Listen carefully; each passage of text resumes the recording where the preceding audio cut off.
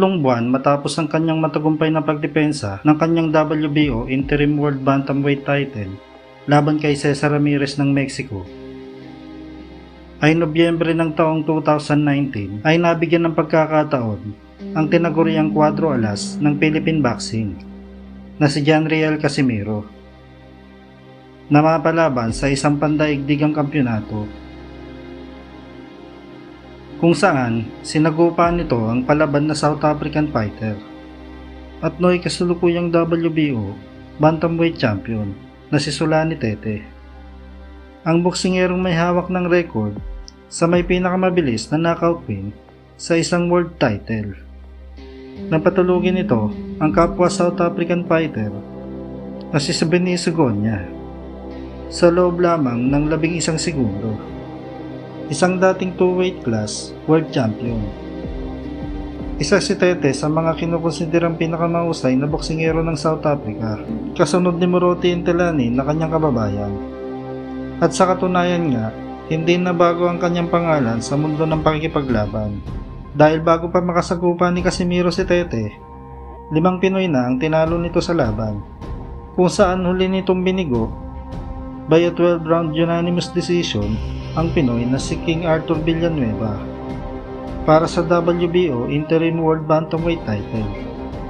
Kaya naman ganun na lang kakumpiyansa ang kampo ng South African champion na madali lang tatalunin ni Tete si Casimiro, at tila ba pandagdag na lang sa mga Pinoy na tinalo ni Tete ang laban nito sa ating pambato. Dahil ayon mismo kay Frank Warren ng Queens Ferry Promotions na tumatayong handler ng South African champion, ikinakasa na ang malaking laban ni Tete kay Inoue kahit wala pang ang katiyakan na siguradong ang tatalunin ni Tete si Casimiro. Isa itong direktang pang-iinsulto sa isang Pinoy fighter na tila ba tinanggalan na ng karapatan si Casimiro na makasungkit ng mas malaking laban.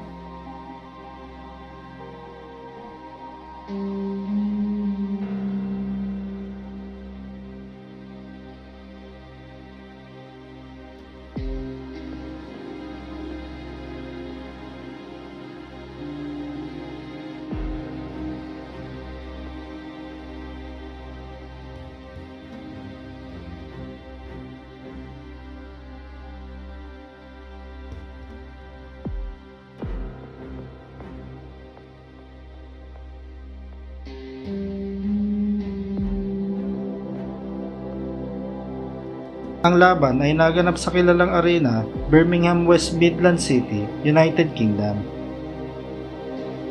para sa ikatlong pagdepensa ng South African champion ng kanyang Boxing World Organization World Bantamweight title. Sa round 1, maagang inanapan ng butas ni Casimiro ang depensa ng kalmadong South African champion.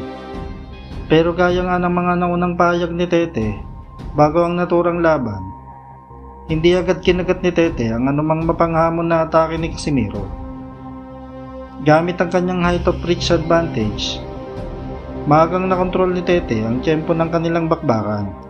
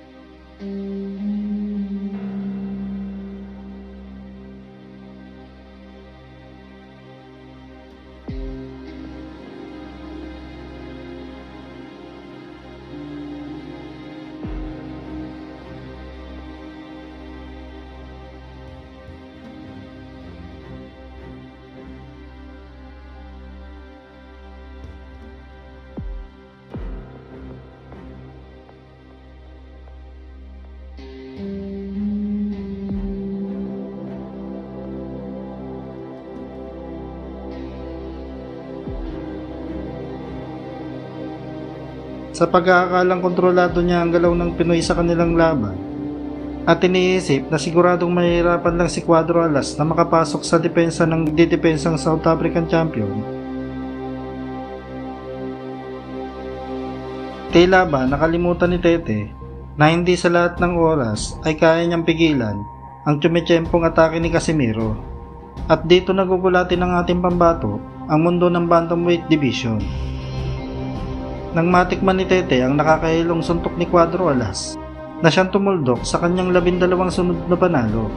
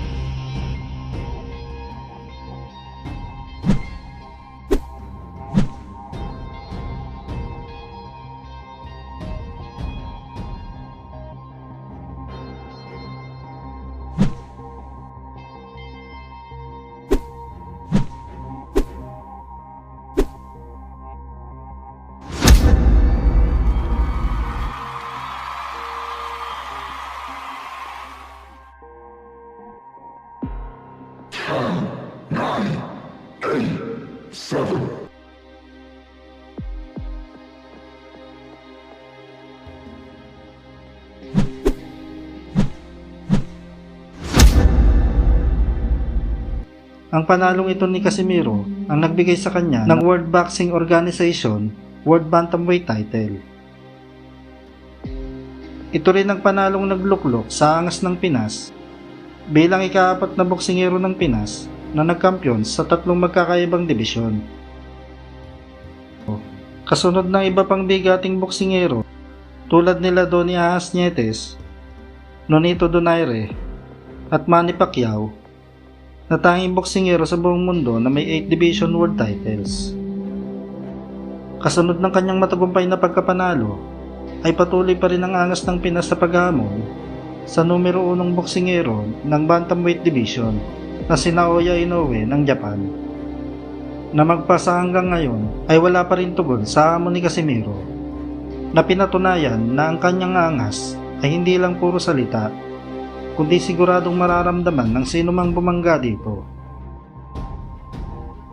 Kung nagustuhan nyo ang video ito, ay huwag kalimutan mag-subscribe at pakipindot na rin ang notification bell para lagi kang updated sa ating susunod na mga video. Marami po salamat and God bless.